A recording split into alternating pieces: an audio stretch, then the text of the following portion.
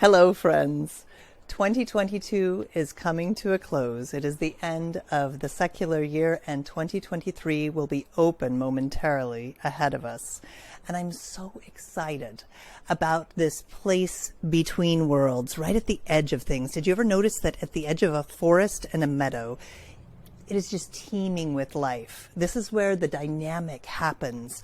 And this is a natural place for us to pause and reflect on what was this past year like for us, and what will this next year that's opening up become for us.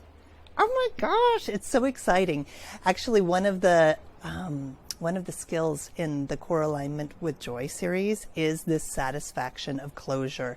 We have so much more satisfaction when we end something if we bring our attention to it fully. If we consider, how were my needs met? How were others' needs met? How is this such a sweet experience for me? And what might I do differently? When we really bring our attention to it like that, we sit with it fully. We have an embodied experience of it. When we allow ourselves that spaciousness, then that for me is like a fullness of life moment. That's the fullness of being on this planet and really picking the fruits of what comes from the cultivation of all that we do co-creatively with other beings. So rich, so important. I'm Kristen Collier with Collier Connections, and I'm really excited to be here today to share with you something that I used last year, and Seda introduced me to because she'd used it the year before. So the core of it, and it's a free thing you can get on the internet, which is super cool. The core thing I want to invite you to, no matter whether you use this tool or not, is the opportunity to sit with yourself in solitude and reflect on what this past year has been like and where you're headed. Whether you sit in a parked car between the frenzy of this appointment and that appointment, or you are at the top of a hill. I actually hiked to the top of the ridgeline last year, and it had snowed, but this was the only place that I could see that I would really be able to get away from all the people that would interrupt my thoughts. I just wanted that spaciousness. So I bundled up and I brought a thermos of tea, and I sat with my hiking boots on, and I wrote for like 3.5 hours at the top of this hill until it was literally a sunset. I had my headlamp on after watching the sunset. However you do it, I invite you to pause and reflect on where you've been and where you're headed at this juncture. So, this tool called the YearCompass, and this was made with love by an international team in Budapest, Hungary. And I will put the link in the description.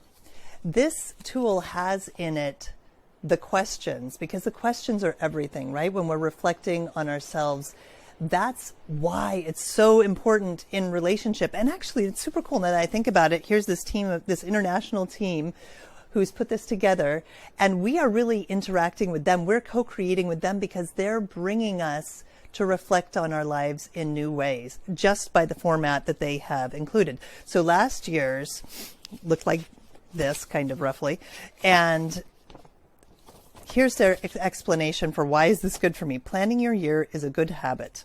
It can help you become more aware of your successes and sorrows and make you realize how much can happen in just one year. By learning from the past, you can plan your future in a way that you don't repeat the same patterns and feel more in control of your life. And I think that's so important when we feel ourselves in a sense of empowerment, because we know that we have done something to insert like our highest selves into our future and as a way of seeing our past, and so that we can be the most empowered we can be. We find ourselves in our own story. We can create our own story around that. I love it. Okay, so there are some fantastic aspects to the structure in this. It has a past year going through your calendar. You sit down, you write down week by week, you write down, like, is there any important events and what did you get from those events? There is a page about what was my last year about, and there's personal life, belongings, friends, community, intellectual, finances, work, studies, profession, relaxation, health and fitness, emotional, spiritual. Ooh, mine was learning the art of allowing. Ha! It's been really powerful this year. And a bucket list. And super powerful categories that really help you break it down and think about, what was it like? There is a really simple section on 6 sentences about my past year and the biggest lessons I learned, the biggest risk I took, the biggest surprise of the year, the most important thing I did for others. Mine was, ironically, following my own dreams, because I have in the past stretched more for others. I needed to come back to balance by compensating a little bit. Following my own dreams this year. And it's been amazing and has definitely benefited others. Questions about your last year. What are you the most proud of? Who are 3 people who influence you the most? And who are 3 that you influence the most? I mean, so many interesting things to think about. Equally important to thinking, I invite you to make time and space to feel into what these experiences were like. How does it feel to answer these questions? This is how the reflection becomes an embodied experience. And especially the celebrations. Really put your attention on those celebrations and savor the feeling of joy, of gratitude, and of wholeness as you reflect on your year. Oh my goodness. One of mine was paddling Waldo Lake on a solo voyage and going farther than ever before. I just love recalling this with my whole body, mind, and slowing it down. Feeling into the wonder of that now. Such a beautiful lake. And the courage I'd never felt before, enough courage to leave the edge of the shore and paddle out across the greater expanses. Oh my gosh. It is so joyful to feel that in my heart. It feels like a big bubble right in the center of my heart with lots of bubbles like moving out concentrically.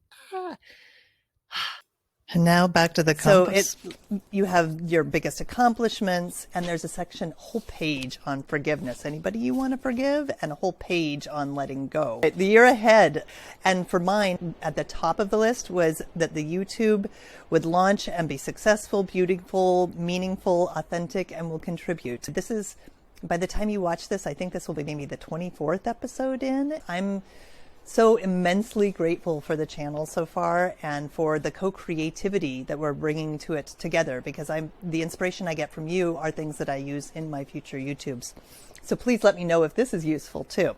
And then there's magical triplets for the years ahead, like these 3 things I will love about myself. I am ready to let go of these 3 things. These 3 things I will make my surroundings cozy with. It's like these people knew me really well when they wrote this. So I'm very interested to see what this year will bring. And in addition to sharing the link with you, this year my platonic life partner printed out a copy for each of our kids. We've agreed to come back next year when we do our Christmas on the coast, and I'm excited to see what they planned for the year and how we come together. So it's a wonderful opportunity to reflect as a family or as a group or as individuals.